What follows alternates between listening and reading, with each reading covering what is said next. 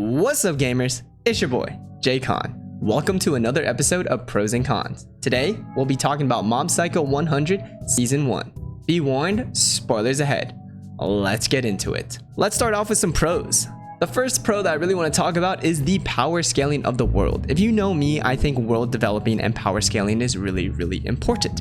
So I really enjoy the power scaling that they've kind of set in this world. The fact that they start out with a society where espers are pretty rare, the fact that Mob doesn't even think or know that there's that many espers out there shows kind of how low the numbers are. But the fact that there are so many that are revealed later on in the season, I think just really shows just how in depth this power scaling and this power world can go. But anyways, going back to it, I love how Mob has a rage meter, and once he hits 100, he pops the fuck off, and I love that. So I think it's really cool. I think it's really well done. I think it's a great representation to know when the character is about to do something, you know, and you can make all the DBZ memes that you want. Mob doesn't need to reach 9,000. He needs to hit 100.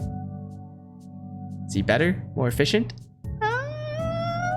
Could be argued. Anyways, the next pro that I really want to talk about was the animation. I think the animation was really well done. If you have ever watched One Punch Man, this show comes from the same mangaka. So the guy that has written One Punch Man wrote Mob Psycho 100. And you can definitely tell it's the same art style, and I love it. I'm still a One Punch Man fan, and I love the art style, the faces, the drawings, just the way things are represented and the mangaka draws them out. It's so funny. It's just good. And I think that the animation studio has done it really well. I didn't read the manga, but I think they made a great transfer, and you can tell that it's the mangaka's art style. Plus, it's just really well done. I think a lot of the colors that they use, the flashing and the transitions, it's just beautiful. I didn't really see any major flaws in it. Solid artwork, just solid art. It's great animation. I love great animation. Things that look nice. Woo. Anyways, let's go to the pros. We're gonna talk about Mob specifically. I love Mob's character development arc. The fact that he is an introverted, quiet kind of guy that sees that he needs to improve himself, and he goes on this character arc to improve himself. That's A1, baby. That's A1. The fact that he puts himself out there to make friends, especially with the telepathy group and Karata Tome. The fact that he made friends that way without really showing his powers at first, and of course after he shows them his powers, they're like, woo, Mob. But anyways, I just love that he has that internal motivation to be better. Another thing that I thought was really funny for Mob specifically is when they go to join the smile cult and he can't smile, and he gets challenged into a 1v1 to drink milk, and Mob just absolutely decimates Dimple in this 1v1 because he likes milk, and that's it. He just likes to drink milk. I think that's so funny. I think that's a great way to beat an antagonist. It's just, I like milk. And he just choke.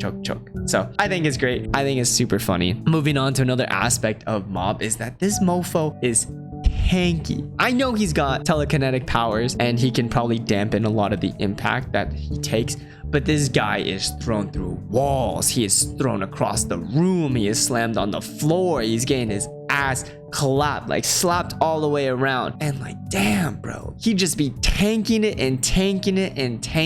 He gets into a 1v1 versus Teru. Teru's another esper. He tells Teru, I will not use my powers to beat up other people because that's just who I am. And Teru is like slapping the shit out of him. He's like, yo, use your powers, pop off, king. And Mob's like, I ain't hitting 100, homie. Like, I ain't gonna do it. And then eventually he does make him pop, and boy, does Mob pop off. Every time Mob hits 100, you already know that it's over for these fools, bro. So yeah, he just absolutely decimates Teru. The fact that Teru, who's known as a pretty boy, gets his head shaven by Mob during the fight is just, that's just peak comedy right there, baby. That's just peak comedy. I think one of the things that I've noticed recently, and don't flame me or anything, but I have friends who are unfortunately experiencing male pattern baldness. So they keep telling me about their hairlines and spots and hairs that are missing. And as a kid, I never really understood that or looked at people's hairlines. I was just like, oh, you know, that's just their hair, you know? But since my friends have been talking about hair and hairlines so much recently, I look at a lot of people now and their hairlines, and I'm like, damn, bro, that sucks. You could yell at me. I mean, I'll flex on you guys. Like, I got nice, luscious, long, thick hair. That's why I'm wearing a hat, because my hair is too long and I've not gotten a haircut. So don't be yelling at me for my hair because I got nice hair. Just saying, bro. Just saying. Anyways, we're gonna keep moving on. A pro that I continued that I liked about Mob is that his backstory is just really good. The mantra of, oh, I don't want to use my powers to hurt people, and seeing the cause behind that is really nice, because a traumatic event that is affecting a character and continues to craft that character's mindset and develop them in a specific way, I think is great. I think it just adds another layer of depth to the character. Pretty solid, pretty good. And last but not least, Mob is a freaking W, brother. Mob stands up for Ritsu every step of the way. And yeah, I know he probably feels guilty about popping off as a kid, but like, homie, if you hit 100 as a kid and you popped off, like, I don't think you'd have self-control, and I don't think anyone would, right? So I don't know, I wouldn't blame him, but he blames himself over that. But he's a W, brother. So Mob, you're a great guy. Keep grinding, bro. He's on the way. Another character I thought that was a big dub or a big pro was Reigen Arataka, or Mob's mentor or boss in this case, I guess. He's a big scammer. He's just a con artist, and I think it's hilarious. But even though he's a scammer and he does that for his profession or whatever, he at least is a great influence on Mob, and he has continued to help drive Mob to be a better person and to lead Mob to a better life. And I think that's great. I think that's what a mentor is supposed to be. I'm not saying that everybody has to have a perfect record, but people who have had bad experiences in life may honestly be the best mentors, because they have gone through that shit. That's what some people might need. Just saying. Anyways, Reigen's massage therapy gotta be a game changer. Like, that boy was getting to work. Anytime that somebody was asking for that shit, he was in there, bro. Like, damn, dude, I could use a massage from Reigen. Like, those guys looked refreshed, man. Like, I could use that. My shoulders are kind of tight, bro. I ain't gonna lie. Sit at this desk all freaking day. Let me tell you that. Oof. Anyways, Reigen is just the king scamazer. He literally beat that line from Russell Westbrook of, he tricked y'all, man. Reigen Trick y'all, man. Like, he play defense. He don't guard nobody, man. Just running around doing nothing. And that's Reigen in a nutshell. And I love it. The fact that he was able to walk into Claw's building and everyone thought that he was just the boss. And he's just like, yeah, you know me, king shit. And it works out. And I just think that's funny. But yeah, he tricked y'all. He tricked them.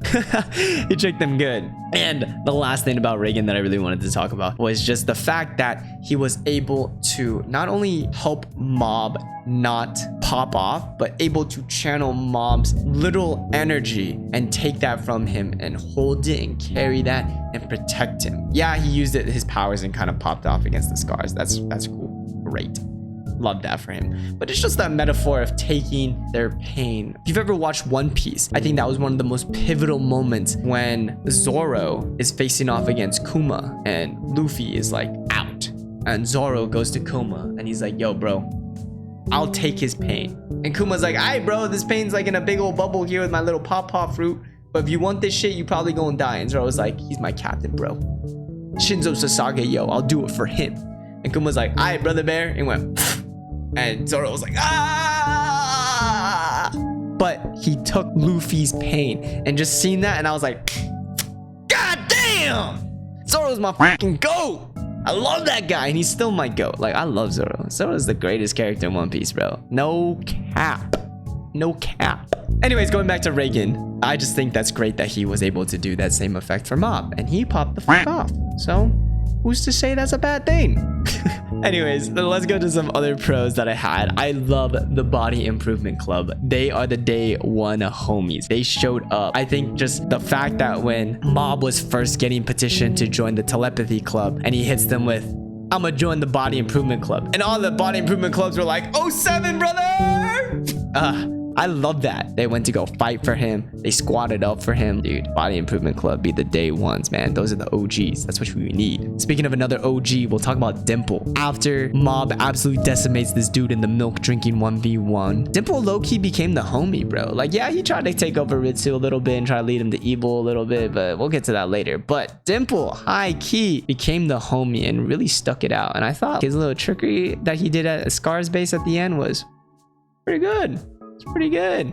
I don't know. I thought Dimple was a good character. I think it was fun. Another kind of mini story arc that I thought was good was Tenga getting his ass beat by Teru. If you don't know, Tenga has the hair. I call it the Josuke hair because I'm a JoJo's fan, but they have like the same hair and it's so funny. But anyways, the fact that Tenga getting his ass beat ended up leading to this crazy long story arc that led to white tea poison. And I just That's some good. YT Poison, that shit was funny. Another point that I thought was pretty solid was just the claws in general as a concept, as villains taking over the telepathy and Esper world and kind of trying to take over the world as these collection of Espers, right? I thought it was a cool concept. It was funny. I thought that the fact that a lot of their weapons and powers were just kind of memes, but also kind of legit, but also generally just memes. I thought that was funny. I thought it was good. You know, solid villain. Not the end of the world villain, but solid villain. I mean, it's a shonen, right? Speaking of shonen, there's another guy named Sho.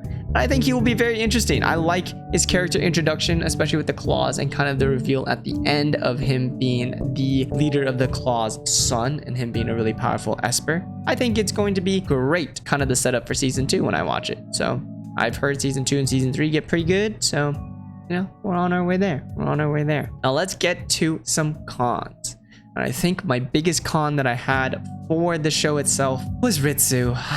Like, I understand jealousy. Like, I totally get it. But to be so jealous to the point where you're going on a rampage and a power trip. And yeah, he got his powers kind of unveiled and Dimple kind of assisted him in boosting those powers to the next level. But the fact that he used that to basically install fear and rule the entire school as a student council member is kind of messed up, bro. You're a teenager, you're a young kid, man. Like, you shouldn't be doing stuff like that. But, you know, psychopaths be psychopaths, right? So I just wasn't the biggest fan of him. He was very jealous and not appreciative of Mob. I totally understand. Okay, yeah, you kind of got hurt and you don't want that to happen again. But it's not like he ever talked about it with Mob. And Mob was the W brother, you know, like I said earlier. But he didn't talk about with Mob, like how that happened. So Mob has a specific image of that day of what happened. And Ritsu has a specific image on that day of what happened. But they've never talked about it. And I think that's a root of the problem as to why Ritsu is not necessarily the greatest character. I just think that there could be more there. Maybe in the further seasons, they probably explore that because at the end, Ritsu kind of chills out and he has his powers and he's able to fix the spoons that Mob spins around and stuff. Like, cool, great. I like that. I think he's on the positive path. But I think at the beginning, he was just like, he's a good kid, but he's like that one. Grass is always greener kind of kid. You know what I mean? So,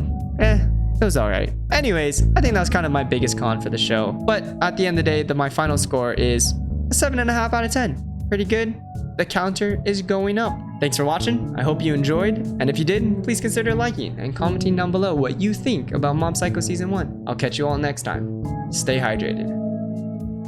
Peace.